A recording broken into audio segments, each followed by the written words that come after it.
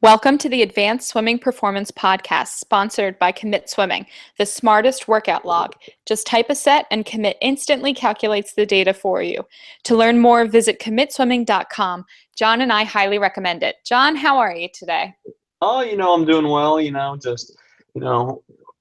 gotten a lot of good feedback about my little knickknacks and Oh, thingamajigs yeah? around my desk, so I figured I may have to pull out the number one item.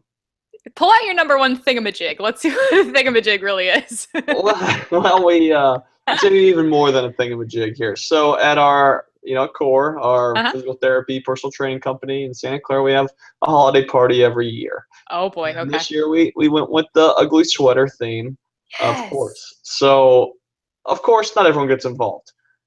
And I never like to win my own competitions that I'm, more or less in charge of. This thing's a little rigged, right? Yeah, that is But, rigged. but I decided to go with the sweater that I got at Goodwill because that's just how I operate. And some would argue that it's not that ugly, but it is a kitty sweater. So I have Oh, that is. my beautiful Mickey. Let's see if it's even got a little, I call rides that nice and ugly. high, around the neck, Yep. and really keeps you warm, and perhaps shows off my midriff. So it Oh, goodness. somewhat could be mildly inappropriate with I some feel like parties and some Disney's going ages. to come after us. What was that? Disney's going to come after us. We are not going to be seeking sponsorship from the Disney Corporation for season 2 after this. Yeah, I think there's we got a couple steps along before we get to Disney, but nonetheless, we just won't show them this episode. That's for sure. But Well, nonetheless, I'm saying nonetheless a lot. But moving on, we have moving some high on, my intensity. coffee cup trumps your coffee cup game. So please, I got 16 ounces to your 12.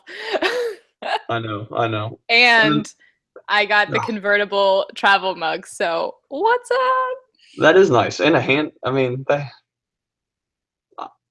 Enough said. You're jealous. I know you're jealous. I can't respond. I can't respond other than just say segue into high intensity training versus high volume training. You So love talking about this on Swimming Science. You love it. I don't know if you're writing all the articles. I don't know if people are submitting them to you. You love talking about it. I love reading about it. Start us off. yeah, so we certainly have a plethora of articles on swimming science. We'll try and get them attached down at the bottom of a post or Good. somewhere where you can read along and read more on it. It's not all just me. A few of our contributors are really into this debate and this topic and trying to use the research to see really what is the best training approach, maybe debunk some myths, some views, and things like that. So obviously, every sport has its, big area of conversation. Right. If you go to a swimming clinic, swimming practices and practice design and what you're doing, how much volume, how much intensity, this is what people want to know, or this is what everyone always talks about, even though you could argue it's not even the most important thing. Right. You could say biomechanics should be discussed more in these other areas, but it's always swimming training. What are Yep. the elites doing? And Dr. Brent Rashaw, love him or hate him, he might not like me. He's had some mean things to say online about me here and there. But one thing he really has brought to light and brought a lot of attention to is a form of high intensity interval training called ultra short race pace training, or Right. Right. USRPT. And he'd argue that it's not just a training approach. There's also a mental component, a biomechanical component to it as well. But when people just look at it for face value from what Michael Andrew or some other swimmers are using it as, all they see is you're either doing high intensity interval work or high volume. And that's unfortunately what the research can only look at is, comparing and contrasting these two, ends of the spectrum, Right. which becomes another issue because we all know coaches are usually somewhere in the middle, Right. not all the way one way. There's no coach out there that just does high volume, low intensity type of training. They're mixing up. They have mixed variable training plans. So blah, blah, blah. Enough on my end about some of these different things. Maybe what are your thoughts on trying to find the balance, or if you think one of these is superior to others for maybe subtypes of athletes? Yeah. Yeah, I think, well, first of all, let's put this out there. We're not going to solve this debate today. We're not even going to try to. We're absolutely just trying to bring both of our opinions and hopefully some education to both sides of it, because I don't think that there is a finite answer to this debate right now. Um, with Aqueous, we work to connect sports performance, healthcare, and coaching, and utilize sports science as the vehicle that we do that, right? Mm-hmm. So we live within that continuum that you're talking about. We're not fully all the way ultra high mileage. We are not fully all the way over to the ultra short race pacing or all the other things, because that's not how you build a full season. One way or the other, you don't build a full season that way. And I think one of the reasons why this is such a hot topic is because the swim season is so long. Mm-hmm. I think that's something that really plays into it, because if we take a look at other sports that are either super sprint oriented or super long distance oriented, they're not necessarily a 9-month season, if not an 11 to 12-month season like we have in swimming. They're much shorter, so we have more compact training strategies. And I think that's how we end up with this entire continuum of where do you fall into everything. Mm-hmm. Now, I can certainly put my personal bias out there, and I will. I think that lots and lots of yardage at, a 7 to 10 intensity all the time leads to a lot of problems. Just from an anatomical perspective, from a performance perspective, that is where I fall on the spectrum. You will never see me putting out anything that says, go heavy, hard, ultra long distance all the time. I don't buy into that. But I do think that we have a lot to learn in terms of sprint racing strategy. And I know that we've talked about it before. I think that there's a lot of room for the research to grow in terms of understanding the swimmer anatomy and the swimmer physiology, even more so in terms of super sprint racing and training. One of the interesting research pieces that I was working on, he was a professor in Spain, and I think the research ended up stopping prematurely. But basically, it looked at block periodization and utilizing sprint training at the beginning of the season more so than laying a foundation, a more cardio-based foundation. And I think that goes a little bit more into the super short sprint world. Mm-hmm. And he had some positive results in a number of factors. I know, for that one study, there's 10 studies that say, other things that are completely controversial to that. So I think that we just have a whole host of ways that we can approach this topic. No, Yeah. so true. And I bet Yeah. some of our friends at Commit Swimming would have some things to say about, training and A coaching good way to track philosophies. them. A good way to track them. So if you need a better way to log your swim workouts, whether they are sprint or whether they are long distance, you should absolutely check out Commit Swimming. It tracks your workout history, analyzes trends in your training, and most importantly, it's extremely easy to use. All you have to do is type your workout like you would a Word document, and everything else is automatically taken care of. Try it for free at commitswimming.com. Yeah, I think I agree with what you're saying. And most of the research that I've read, and I think the majority of it out there, comparing, contrasting just high intensity interval training with high volume training, we'll find that high intensity interval training results in better performance. Right. However, like I said, most of these coaches are living in the middle, somewhere between the two, somehow finding that blend of what works for them. But I still I still think that more high intensity training can be used by coaches at race pace or race pace-esque intervals, trying Right. to really lock in the specific biomechanics and motor skills at those velocities. So that's why I think maybe there is still so much talk about it, because I do think there can be more of a shift towards that. Whether it's 100%, high intensity interval training, USRPT, where you're just doing race pace stuff over and over, I don't think it's going to ever be 100%, nor should it. Right. There I needs to be 100% some agree with you. balance.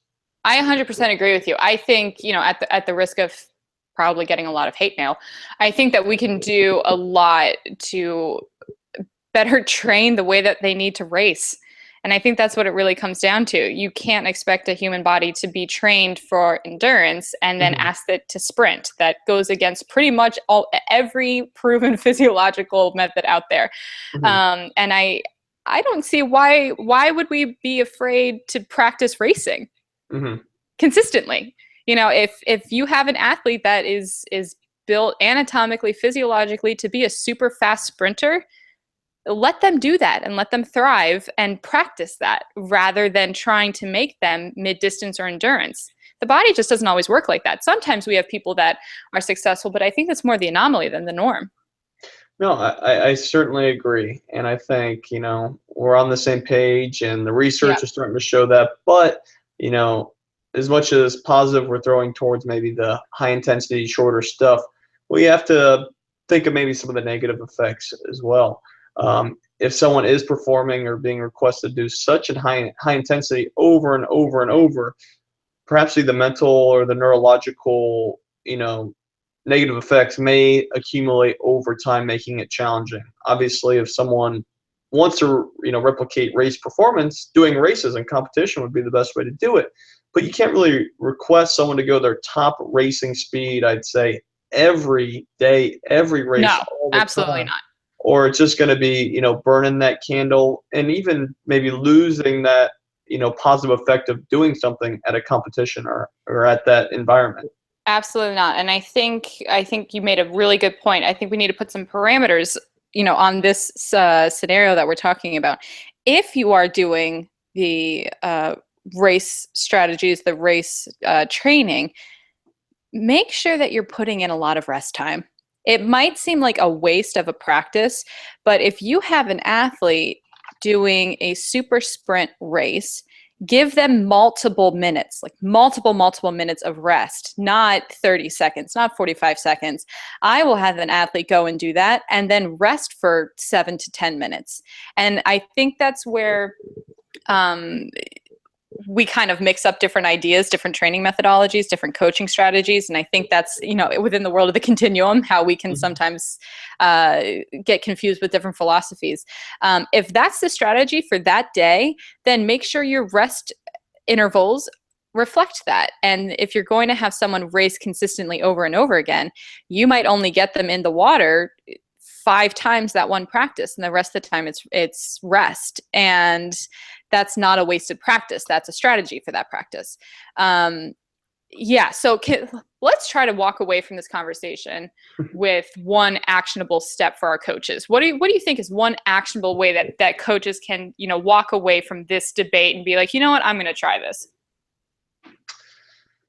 I'm going to make one up in my head too. This is completely off the cuff. We didn't plan this, but an actionable item. God, it is such a big topic, I think. Yeah. And even now, even when we're talking about it, I start to see maybe not the flaws in our discussion, but maybe just some of the nuances between everything. We start talking about high intensity interval training, high intensity training, then I think, well, most of the people are reading about USRPT and how that may be at a high intensity, but it's not at 100% max. Say you're just holding repetitive 200 pace. That's not still the 100% max from the start. So they're not taking as much rest. So could you say you could be doing a mix of high intensity interval training where they're going all out trying to maximize that energy system and the race demands towards some of the shorter stuff, combined with some of the USRPT or some of the stuff where you're going at repeated race pace with short rest, whether it's not 100% all out from the start. These are just some of the nuances between these different types, and that's why it gets so hard for researchers to actually research it and track it, and even to make different recommendations without knowing what exactly the coach is doing, what exactly the training status is of that athlete. So if you have a few I take think homes, take it. Even just going back and forth listening to you, I think the biggest action item I can leave with a coach is to have a strategy for that particular practice. And if that strategy involves rest, it's not a wasted practice.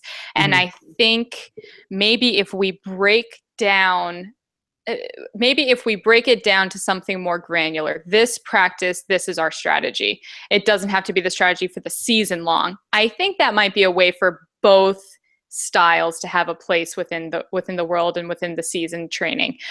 So if Monday we want to practice ultra short, then we're going to expect that our athletes are resting a lot. If we want to be doing a little bit more high intensity, but with shorter rest intervals, maybe that's on Wednesday or Thursday. So the body's had time to recover, and there's less rest, and there's a little bit more of the science and the design of the practice. So I think my biggest action item for our coaches is, plan granularly. And depending on which strategy you choose, and again, granular strategy, rest does not equal wasted time. I think that's the biggest thing I'm walking away with. Mic drop. No. Yeah, there you go. I think that's a huge point. I think it deserves a mic drop. Boom. Yeah. I guess if I had to really give one thing takeaway, it would be, having kids understand what a pace is, what their goal pace is, Yeah. and having them lock it in. I really think it is an important thing. So being able them to repeat that pace over and over, and this doesn't necessarily mean this is all they need to do, but Right. learning that will really be important for them to ingrain it in their motor skill, their motor control, and hopefully in their implementation into their performance, which is the name of the game. I think that we just have a follow-up podcast scheduled for just that. I love that. All right, mic drop. We're out. Mic drop. Boom.